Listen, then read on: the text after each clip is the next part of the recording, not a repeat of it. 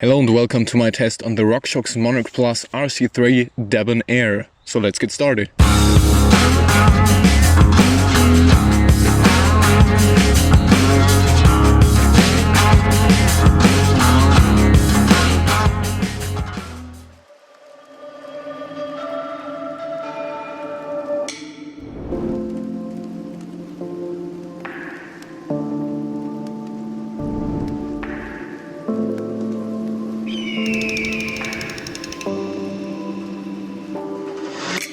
Okay, so first we're gonna talk about the specs of this shock. Obviously, it's a rear shock. For me, I've got about 160 millimeters of travel getting out of it on my Canyon Strive AL 6.0 race. I'm running the 2017 version of the Monarch Plus. It weighs about 400 grams. I think it's about 396 grams. It's available in 5 different sizes. For me, I think it's a length of 15.7 centimeters. Here in Germany, it retails for about 330 euros.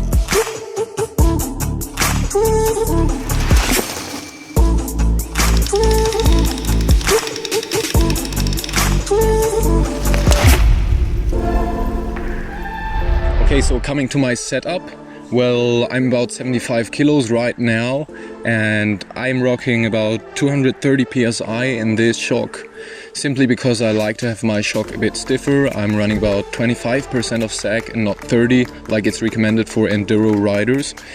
And also I run 4 bottomless tokens in the positive air chamber, simply because I found out that I would actually go ahead and bottom out my shock pretty harsh in some bike parks. Afraidly, the shock hasn't got any low speed or high speed compression, which isn't a problem for me because I think it works fine just the way it is. I run my rebound quite slow simply because I like it. I do not like being kicked off my back, and that's why I have it set pretty slow. So obviously the shock has got a negative oil chamber and also coming with that a pedal platform adjustment. Right now it's in the open position.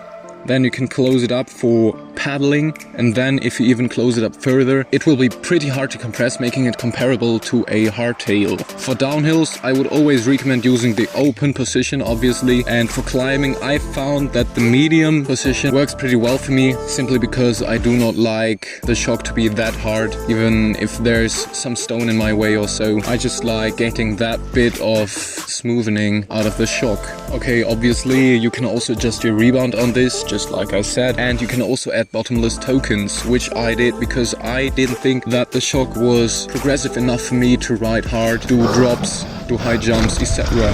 For riding normally, I think it's a perfect shock. It's like out of the box, you can ride it pretty much stock. But if you want to go ahead and get it in bike park or so, I would really recommend just adding some tokens, especially with the frame geometry of my Canyon Strive.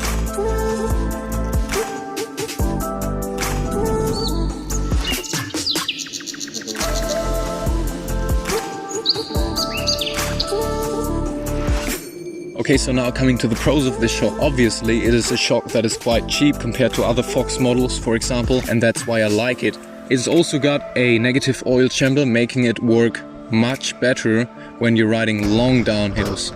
For example, shocks that do not have this extra reservoir in the front will stiffen out much faster when riding for long times. Also, I like the pedal adjustment really much, simply because it has helped me climbing the Alps, for example, with my dad, and I found myself turning that little blue knob quite a few times actually. I also think that the shock covers a wide range of rebound. You can turn it to a very slow rate, which makes it just like, you know, sitting on the couch.